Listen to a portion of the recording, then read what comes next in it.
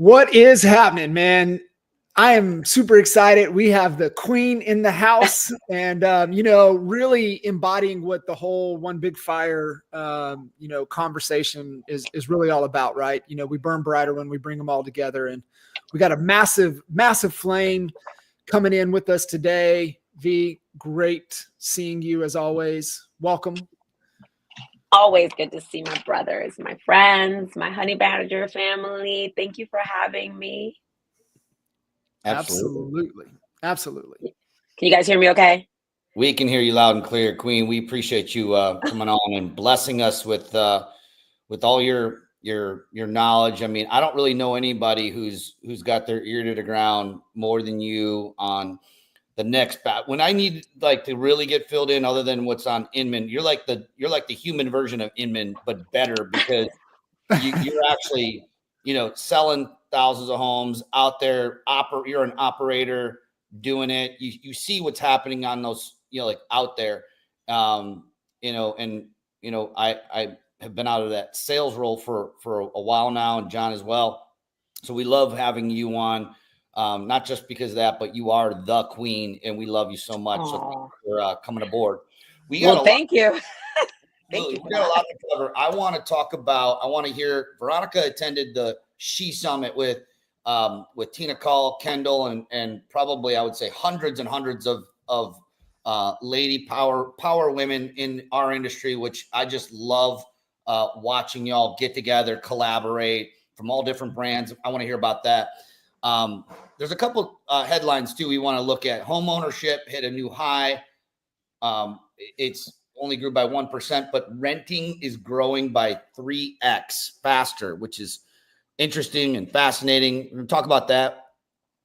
Open Door, our friends at Open Door, they laid off 300 humans, and they posted a giant loss in Q3. So I'd love your I know that you've dealt with the institutional buyers in your business, V. So I'd love to unpack that with you. And then we can, kind of close out and talking about some good news with the financial results that just came out Q3 with EXP. We had some revenue gain in the third quarter and some really actually the numbers that we're seeing. I was actually shocked, to see not only how, our company's been able to reduce costs as far as expenses, but also grow our revenue in a time where a lot of agents are struggling and having, their worst year they've had in a long while. So we got a lot to unpack.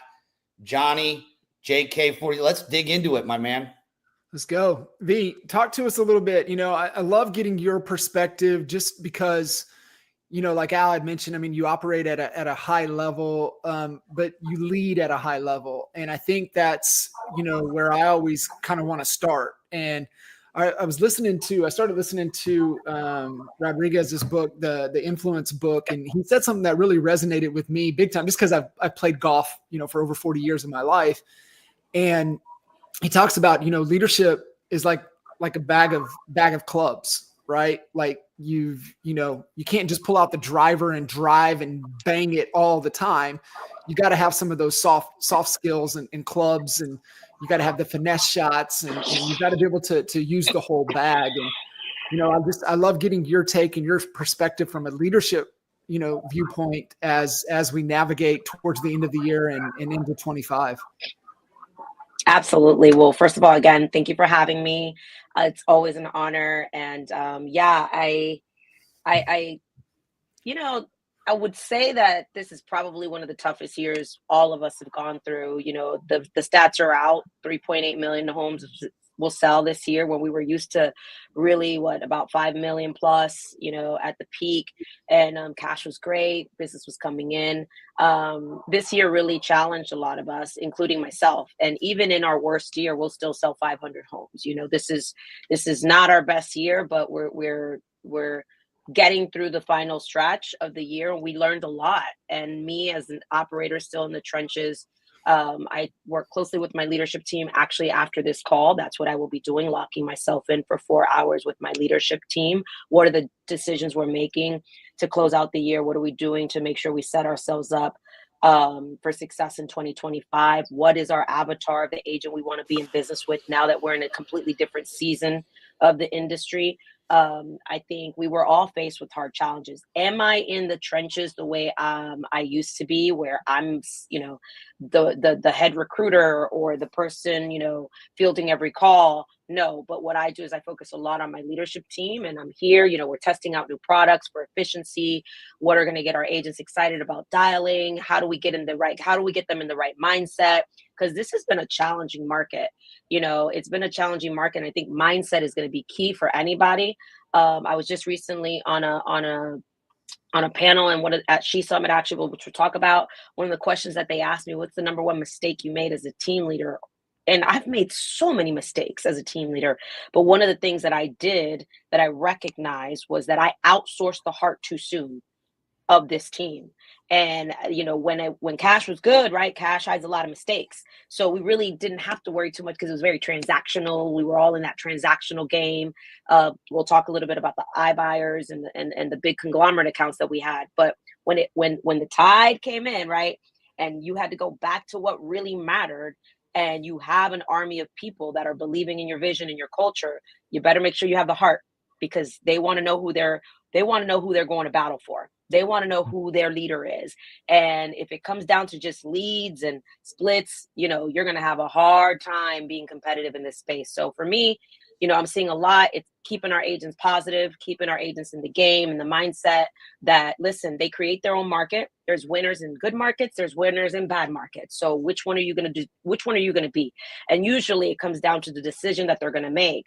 For me, even in 2008, when the market crashed, I was like, okay, if there's only going to be that little bit of inventory and it's going to be the REO market, then I made the decision that I was going to be one of those agents. Didn't have an account, didn't know anything about REOs, didn't know anything about short sales, but I decided when that market went away and there was, a community I wanted to farm, and there was a strong agent there, and I watched her. She was glorified. She was the inspiration. I saw she had no competitors. I said, I'm going to be number one. I made the decision. It was a mindset. They're like, you can't. She owns this market. I was like, well, they better make room for two. So I think in this particular market, it's no different. You have to decide that you are going to make the necessary changes, get in the right mindset.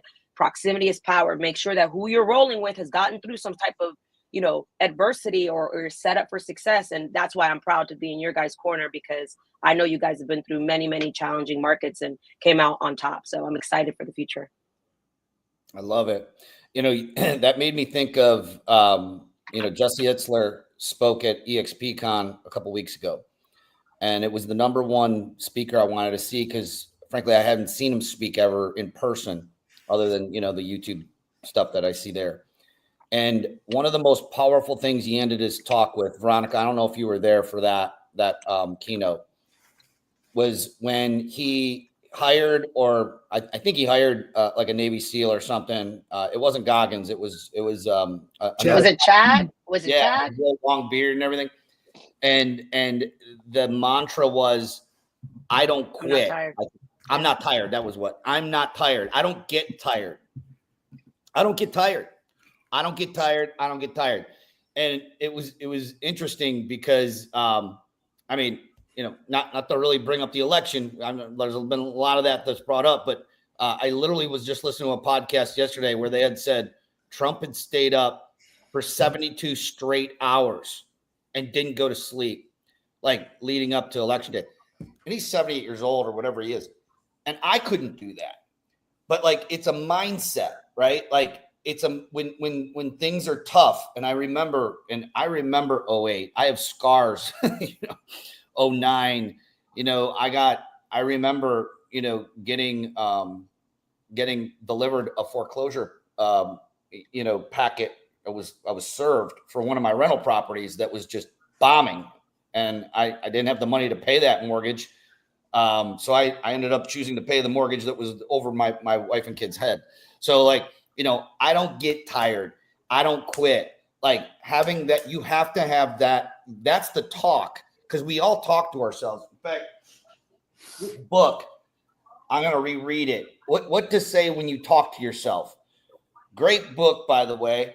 And what do you say? What's the self-talk as a leader, leading a huge organization, of agents in your org, but then also a large, high producing team. Like, what's the self talk going on between the ears of the Queen Veronica Figueroa?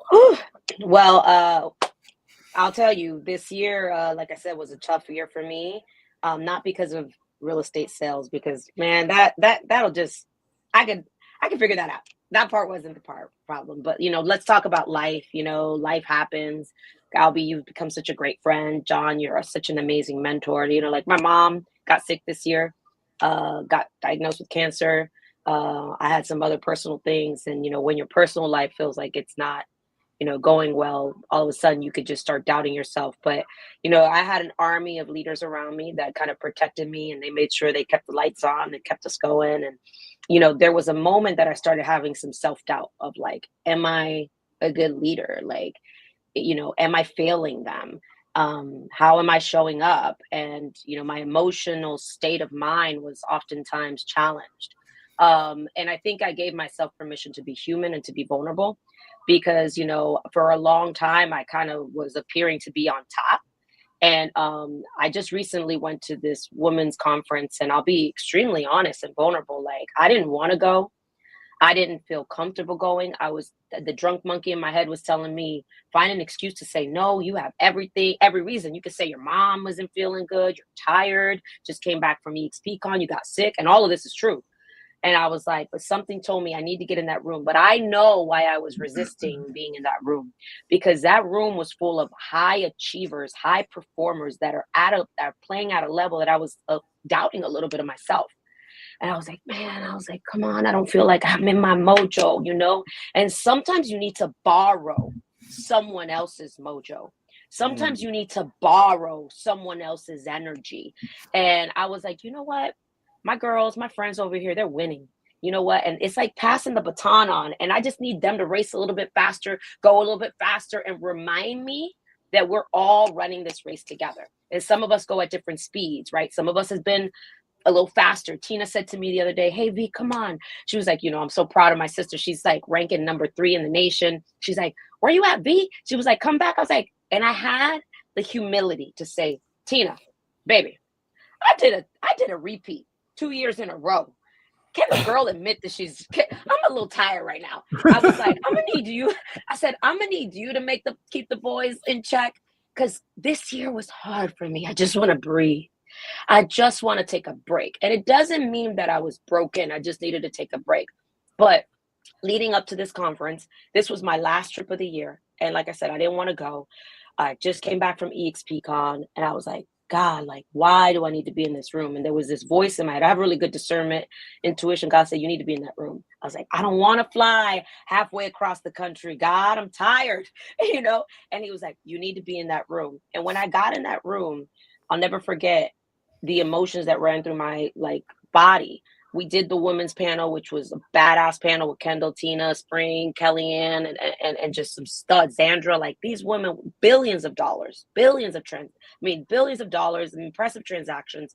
But what was so beautiful was the vulnerability about leadership. How we can admit that sometimes you just need to borrow someone else's inspiration to just keep on going. And some of these women, just finished the New York City Marathon. A couple just finished Mount Everest 29029.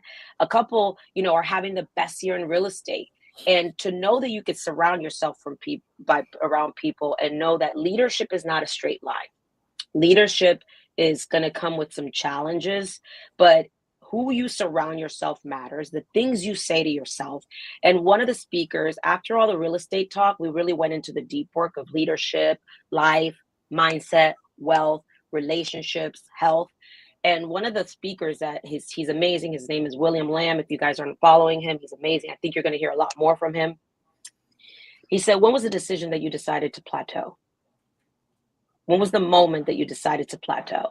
And I'll tell you, there was a moment, and I recognize exactly when it happened, that I decided to plateau. And it was October 2022, when we got number 1 team again for the second year in a row. I remember, I recognized that moment, and I was like,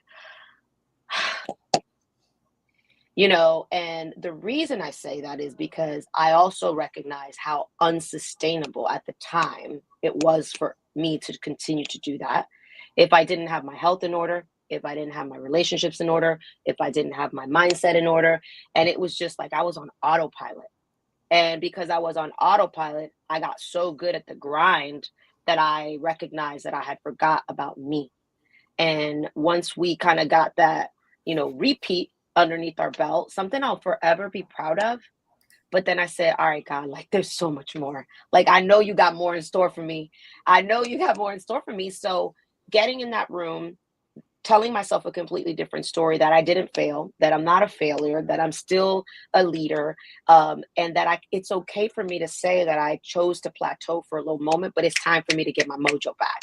And it's not necessarily in building the largest team, which, this will be by design. It's really like, what are the priorities in my life? Who do I want to be in business with? What do I want to be remembered as? What kind of leader do I want to show up as? Like, I've struggled with certain things like addiction and other things. It's like, you know what? I want to be remembered not by the amount of homes that I, sold, but the lives that I impact. Like, my husband is working on his health. My sales director is like running 100-mile marathon. 100Ks, like 100 miles. I'm like, these people are like, they're inspiring me to be a better leader. Now taking my health in order, really making sure I show up for this next phase of leadership for myself. Like, so before I told myself I was a failure if I didn't continue to push myself in business. Now I'm telling myself a completely different story, if that makes sense. So makes sense. I have to give some props here too. I mean, you just kind of the borrowed, was it borrowed excitement, borrowed motivate? So I said mojo. I'm gonna borrow your mojo. Borrow the mojo. Like, I borrow That from is you. good. I borrow from John. Props to John. Just completed another 100-mile Tampa 100, brother. 104. 104 miles. And I know you did the Keys, and I was actually in the Keys vacationing when you were, dying doing this 104 mile race. But I borrow that inspiration from the both of you, more than more than I tell you. So thank you for that. But you're coming back from the She event. You're EXP Con. We're at the end of the year. What is Veronica Figueroa most excited about right now? Oh, I'm actually really excited about, the direction of the team. I'm really excited about EXP's direction, also how our leadership is really just showing up in a time that, matters the most. Anybody could lead in a good market. I think the way we're leading in this market is really inspiring. As our mothership brokerage, it makes me proud. Obviously, at the helm of Leo's leadership and Glenn's vision.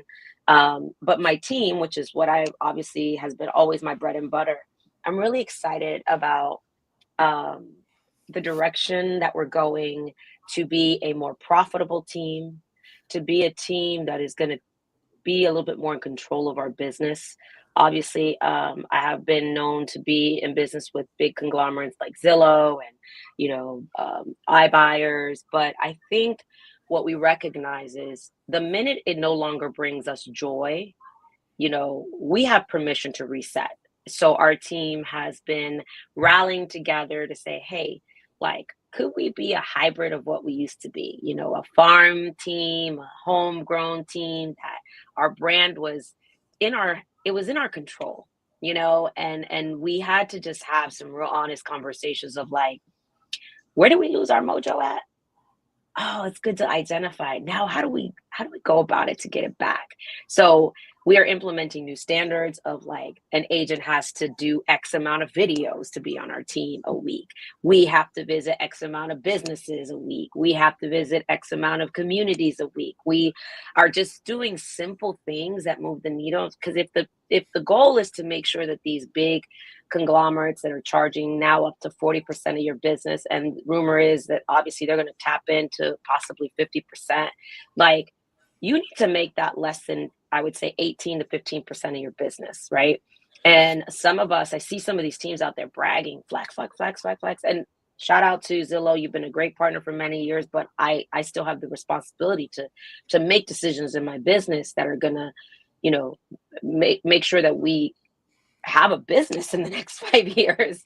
So for us, we're really excited about reimagining what this team looks like, how we increase profitability, and let us be a little bit more in control of our business versus the lead, I would say the lead pimps or the lead dealers that we were keeping in business and who were putting us out of business.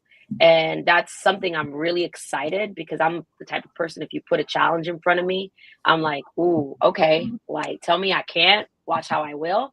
And I'm happy that I have had all the opportunities that we've had that allowed us to be at this position. But I also know I'm excited about running a business completely different. Got to bring the joy back in, taking back our brand, doing some of the simple things that are duplicatable so that other people can do and follow, versus not everybody could go get those big accounts, right? So Yeah. it's exciting for us to kind of just go back to some of those basics and have some fun again in our business, because it's got to a point where it wasn't as fun. You know, V, I earlier this year had reread Stephen Pressfield's Turning Pro, and he kind of talks in there at the end about kind of liken it to football, right? To where sometimes you just have to take what the defense is giving you, and I think navigating into the end of the year, kind of heard what you said, right? Like you've used that example in 08, 09, right? What was the defense giving me? Basically, what I'm saying is, what is the market giving us? As we know, we're going to be around 3.8, 3.9, whatever home sales. All indicators should go up next year. Should, doesn't mean it will, should go up. But what do you see the market is giving us, right? Like you're talking about tapping back into the community at a deeper level. You're talking about, the brand being more present, not relying on, the Zillows of the world, but really like, making your own business. But what do you see the market is going to give us? Al mentioned the headline, we're home sales, but rents 3 times, X growing at 3X the rate. What are you seeing, especially maybe in your market, but maybe even across the country? What is the defense? What is the market giving us that we need to really be paying attention to heading into the new year? Well, based on our personal experience, we're still seeing, buyers, raising their hands. They're looking to negotiate a little bit stronger now. I mean, buyers know that they're in a position that they have options, but they're still wanting. This is my message to anybody out there who believes that buyers don't want to work with the buyer's agent. They're still wanting the representation of a good, strong buyer's agent. I think the reputation that we put out in the field gives people certainty that we have negotiation skills, that we have trust in the market. So I think if you're an agent that has built that, you're going to be okay, as long as you continue to be out in the front and give consumers, confidence in not only your skill set, but giving them options. I'm seeing people still want options. Sellers, our cash offer campaigns are still extremely, extremely successful. And what I think has allowed us to be I would say an industry expert in our market is that we have always been open to multiple ways to service the client. Like we don't just sell your home one way, right? We have options for you: traditional, iBuyer, off market. We've got ways to help you because we've built that network. Same thing with buyers. They'll hit us up like, what do you have that's not on the market? So buyers, for us, they've definitely shown us that they trust an expert that's been around. But what I will say that I'm seeing is that relationships are key right now. Relationships are key. You heard me talk about getting back in the community, doing some things that are going to surpass what I think the portals can offer, which is that trusted expert in the community that everybody sees, not only at the fair, but they see them at the town hall, and they see them at the community events, and they see their signs in the yards. That agent is gonna thrive. I'm watching it happen in my market. I'm watching agents who are mastering that, smoke agents who simply had market share in the past. And it's because those agents got content. Yet these other agents who are out there grinding, who are out there making a presence for themselves, are really, really taking some market share. So, I'll let everyone make their own informed decision based on what they should be doing. I do think there's a world where both can coexist, but you better make sure that hiding behind the lead portals is not your only strategy. Absolutely. Yeah. Jared James he went live when I was actually on my way down to Florida for EXPCon, and I couldn't watch the whole thing because I was on a plane, but he was mentioning that, there has to be an increased focus on the database. It's about not on how much top of funnel we can pour into it, because that's, we've been in the marketing world of it starts with traffic. And then how can you get that traffic into your offer down your top of funnel, and then get them into the middle of your funnel where you can nurture them and get them to a sale.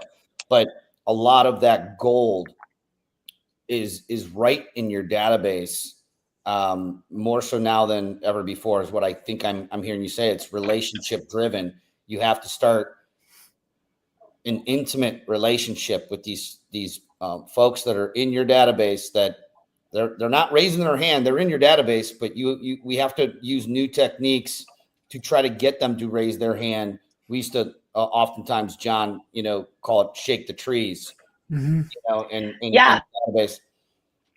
I'll be, you're spot on. So we're doing new things like, how can we deepen the relationship in our database? Over 150,000 people in our database, right? That can get messy.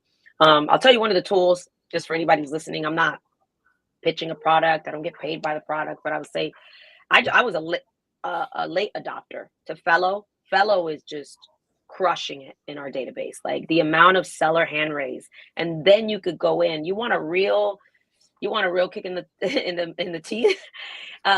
You'll be able to see how many of the sellers who came into your database, since when they came into your database to now, how quickly they listed, who they listed with, how many attempts your team made. And it's crazy how many hand raises are there. And it's just like, literally, we turned on the lights with them a few weeks ago. I have been avoiding it for a while. And Harold's like, this is like crack. I'm literally sitting here. So sellers are definitely raising their hands. They are interested in selling. I don't think people are going to wait till the spring, or, now that the elections are over. They're saying literally in one day, we had over 15 seller hand raises in one day. Like, I'm ready for a CMA. Interesting enough, it's perfect timing. Now that the elections are over, I would like to talk to someone about selling my home. So like, I think that's a cool tool that we're using for 2025. Another thing that we're using that we're really excited about is Shiloh. Shiloh is another tool that we're really, really excited about. It was designed for big teams, such as Flex teams and Zillow teams, and people that have the extra layer of accountability. Oh, the call rating on that, to be able to coach your agents and listen to calls and know what's a 5, what's a 4, what's a 3, what's a 2, anything honestly above a 3.8, you're a rock star. You're a rock star in our world. So we pull out what are the good calls so we can leverage that for coaching. And the ones, anything below a 2.8, a 3, now, I can focus on that coaching call and help our agents out. So I'm really excited about some of the tools that we're implementing to be a lot more intentional in 2025 and work with people who are raising their hands, and then obviously be a little bit more efficient when we're in the community. Yeah, I love that. Awesome. So can we talk about what's happening in this market that we find ourselves in here? Absolutely. Home ownership, it's actually hit a high, believe it or not. I wouldn't have, if you would have told me that, I would have been like, no, you're lying. Because, we hear a lot about the struggle that's happening in this market, and there are obvious struggles.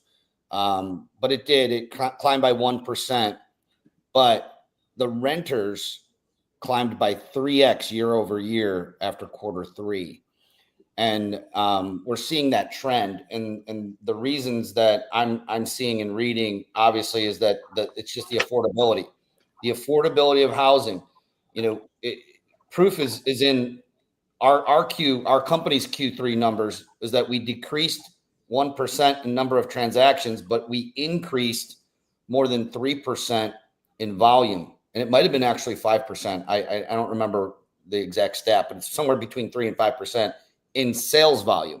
And what that tells me is that the pricing of homes just keeps going up and up and up, which does pose a problem. Not just with pricing, but obviously the interest rates. Now we're seeing a little bit of some forgiveness there, which is great. I'm reading that we can expect another cut, which would be great. But with that cut, it's a double-edged sword because it'll increase the demand, and with demand usually increase pricing, and pricing's already still increasing in this market.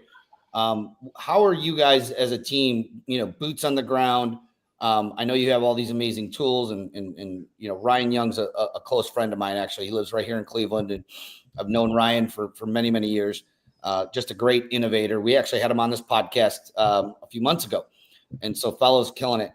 But what are you seeing, like, from the affordability standpoint? And you're in Florida. You're in a very hot area, with Orlando, not just with, the homeowners living in the houses, but also you're a vacation rental area as well. So you're selling a lot of investment, even single family homes that they're either short-term rentals, long-term rentals, whatnot. Where do you see the solution for 2025? Pricing going up, interest rates dropping. What's this going to lead to? Oh man, Albie. I wish I had a crystal ball. I don't have it.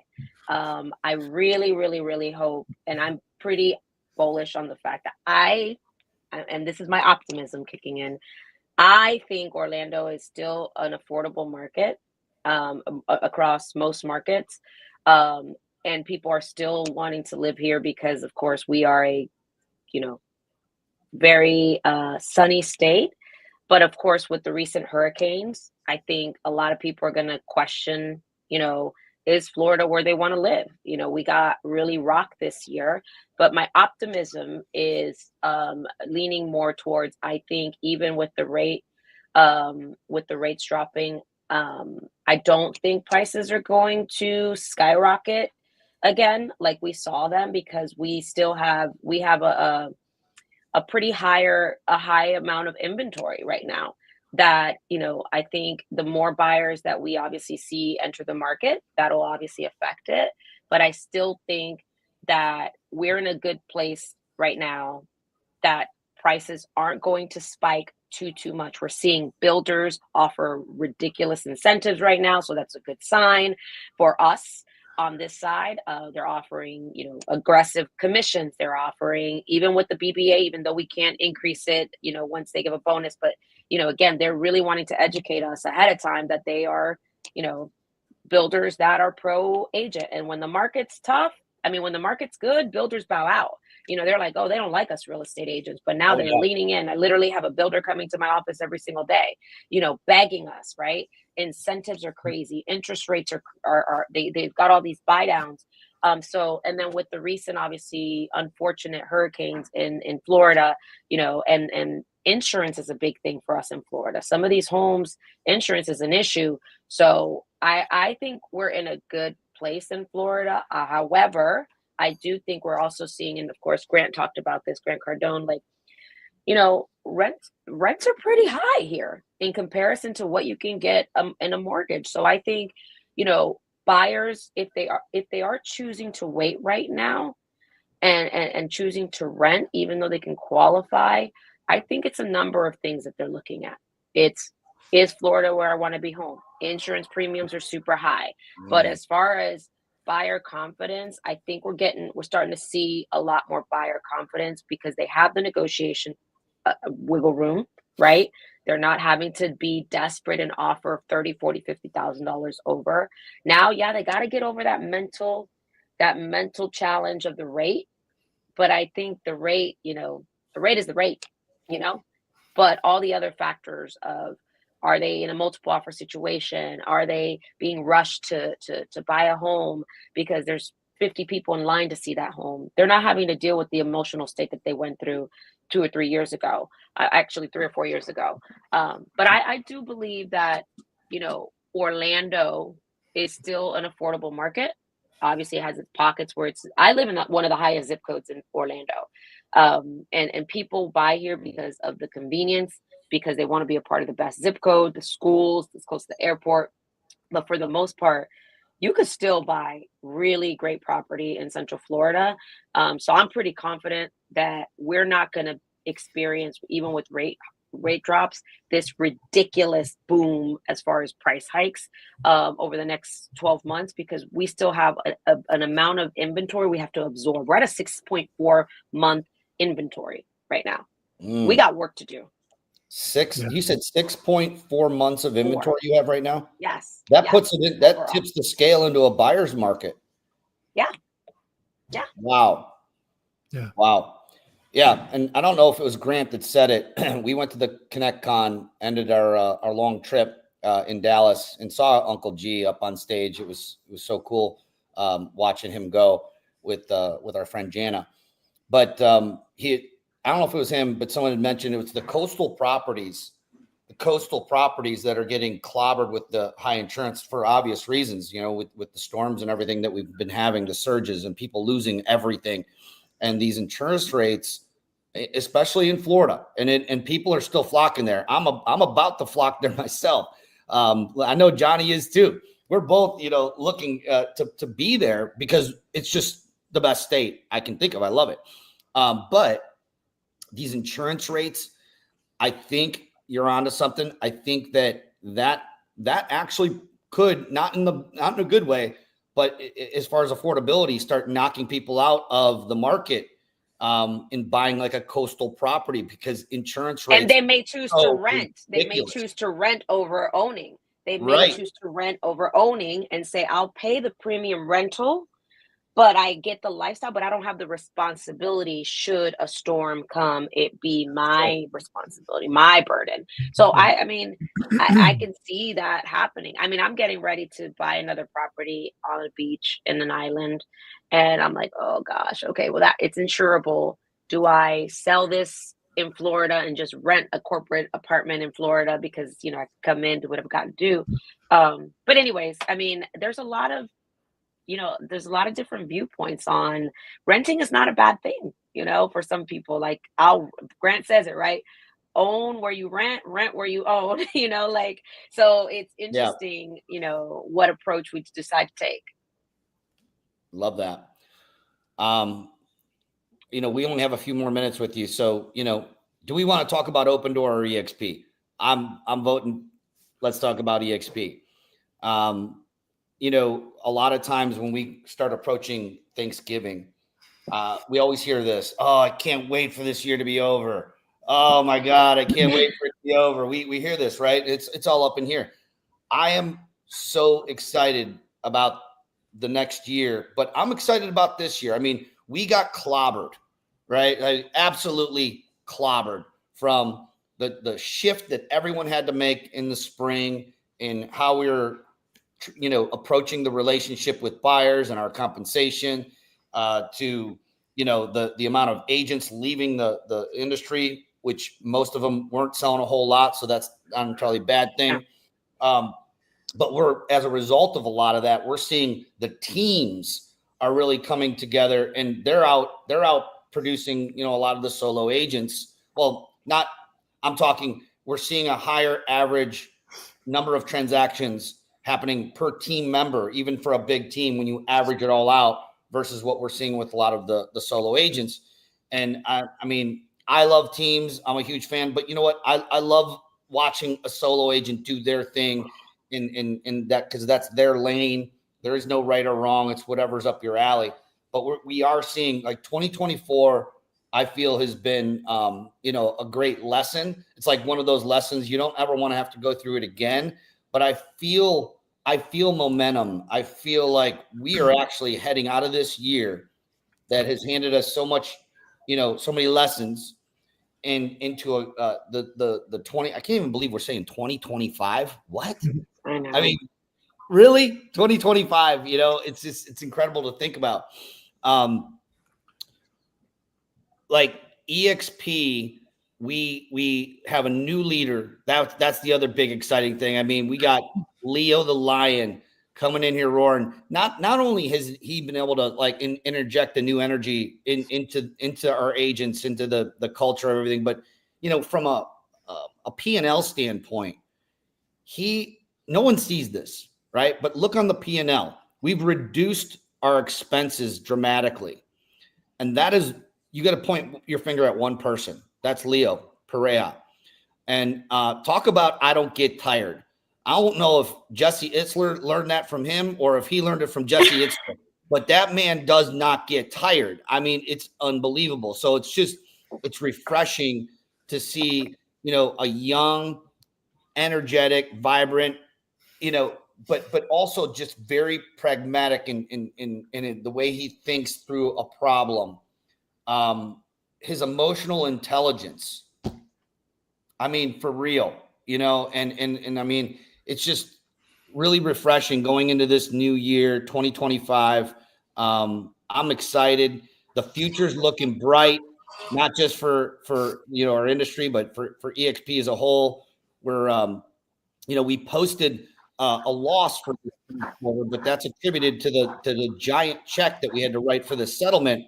If we were to take that out, we would have actually posted like a $7 million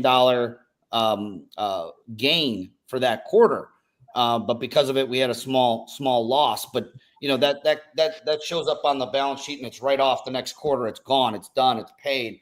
I feel great about the momentum. What are you most excited about specifically with EXP? Financials are looking great.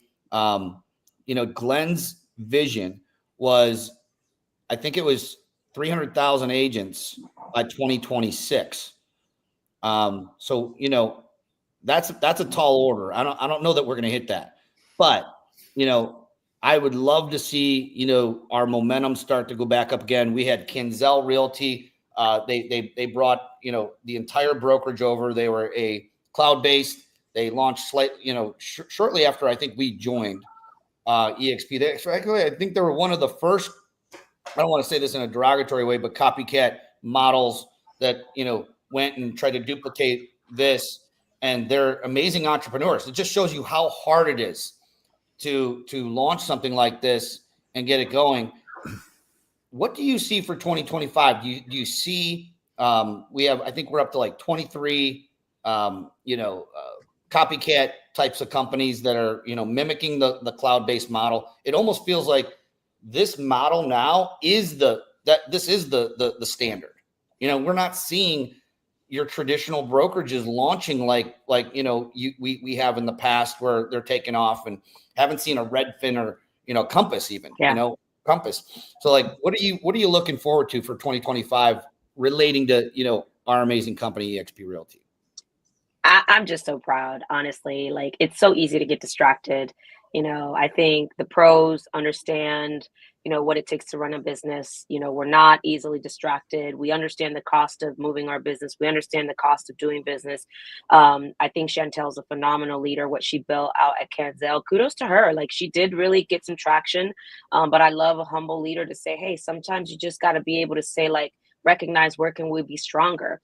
And with all these other copycats coming out, you hear the we're the next EXP or we're the next this. I'm like, look, Chantel said it best from stage. The counterfeit money, right? The study of how the Treasury trains their team to identify counterfeit.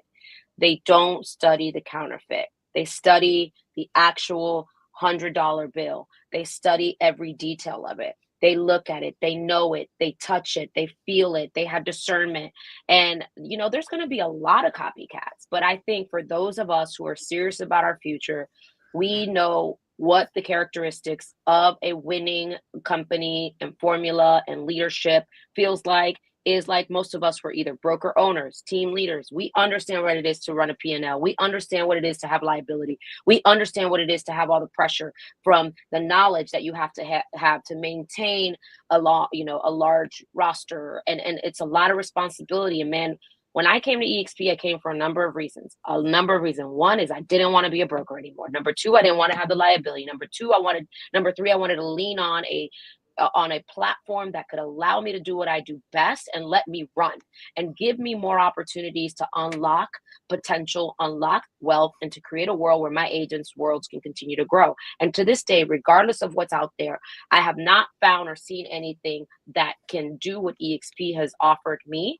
And therefore, I'm in the counterfeit business. I feel like I'm an expert built by the Treasury. I know how to identify the real thing, so I'm not focused on the counterfeits. But it is is nice to know that we have now pioneered a way that, yeah, rev share should be a part of the future for every company. You know what? Congratulations. Welcome to the cloud-based space that you're open-minded to at least take a look at it. But now, if you're going to sit here and say that there's something better than EXP, you better know how to study the real deal, baby. I'm excited also because EXP isn't just, you know, sitting on their laurels saying, okay, we created this space. Like, we just continue to get better. The partnership with Sisu, hands down, is in alignment with the statement that we say where the pros go. Why? Because the pros understand accountability. We understand efficiency. We understand that there's tools and resources out there that some companies are saying, well, we're the most tech-forward real estate company. Well, guess what? Just because you can build it doesn't mean you should. And I think I love this about Leo. Leo said, well, they're leading in this space. Why don't we do something together? Why don't we arm our teams and our, you know, operators and our organizational leaders and our agents with this tool that's going to help them run a stronger business? You know, the deal with Canva. Hey, you know what? Some people mocked it. Oh, what's 12 bucks? 12 bucks is still 12 bucks. Math is math. If you stack that, and Tina said it best. I'm a team leader. At one point, it was costing me probably $6,000 a year to have Canva Pro Enterprise when I was controlling every asset on the team. Now, guess what? You just saved me money. The Corded.io partnership, intelligence AI to help you know who you should be calling, who's a good fit for your team. Albie, I did a demo with them outside of the EXP partnership. It was going to cost me $1,000 a month per MLS. I'm in 4 different MLS markets. Because of EXP's partnership, it is now $250 a month for me, which saved me a significant amount of money simply because I have the power and the backing of EXP. The Lux VT partnership, that in itself is a game changer. So the way I look at it is my math starts mathing. I'm like, okay.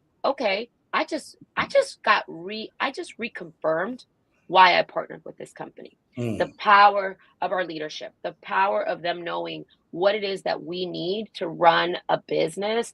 And I'm proud to say it just fits in line with what we're saying, what we're proving, and what is happening. It's where the pros go to grow. We can all probably be successful in any company, ABC Realty. I could go to any copycat right now and walk in like, you know, but I want to be here. I want to grow here. What Glenn is doing with international. I spoke to someone and they realized the real estate global market it's shrinking. It's shrinking. The leaders in other markets and other countries want to do business with us. They want to see what it is. They want to learn from us and they want to collaborate with us. So global is a huge part of our roadmap for the future.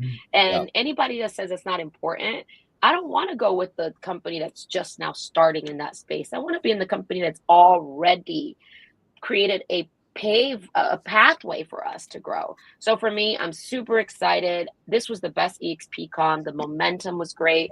It was like re-energizing and it just went to go confirm. And you know what? There is nothing like an activated Glenn Sanford.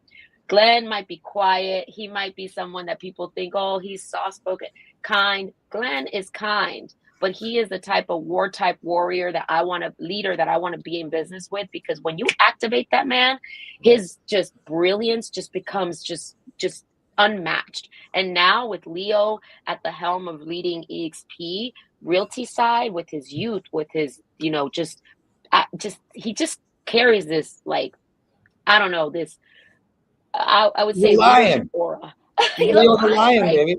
Yeah. You know, he knows what we need as practitioners because he was one of us. He's also built tech. Like, I just feel we have a dream team. So I'm super excited about 2025. My team is excited about 2025, what they're doing with institutional services. We have over 200 assets assigned to us just because earlier this year, I declared part of our business plan was we were going to go all in with EXP. Let all the distractions come. Let all the counterfeits come. Let all the copycats come. I was like, noise to me. Head down. What are we doing? And the company has delivered, and I'm excited about the future. Love it. Johnny, what are you most excited about 2025 as we wrap up? Yeah, I mean, we've navigated tough markets, and I think, you know, we all prove, and when our back's against the wall, we always find a move. There's always a move, right? And I think there's more opportunity coming our way than, you know, a lot of people don't realize or don't see. So I think for me, I'm super excited that, you know, there's a lot of opportunity And, you know, I think if you don't have the right mindset, the right inner circle, the right infrastructure, the right support, you're going to miss it. And I think, you know, having a lot of, you know, those pieces in place are going to allow, you know, to take advantage of it. And I love what you said, V, right? Like, no, like there's a lot of distractions, but like I've got the blinders on. I know what I'm looking, the lenses that I'm looking through, and I'm going to go get what's out there. I love it. Well, hey, we're past our time, and I really do appreciate you taking, I know you're late for a meeting. We're going to let you go real quick to mimic what, you know, I'm going to use one more presidential analogy here. I love the cabinet that Glenn's put together. Glenn, I remember when Gary Keller pissed him off a few years ago, and it was like, it's on like Donkey Kong, and he lit up. Okay. Like, yeah, Glenn is a passive person, but he has got a fire in his belly that he just doesn't let show every once in a while. And I saw that again at EXPCon. It was amazing to see the energy, like just the energy in him has really changed.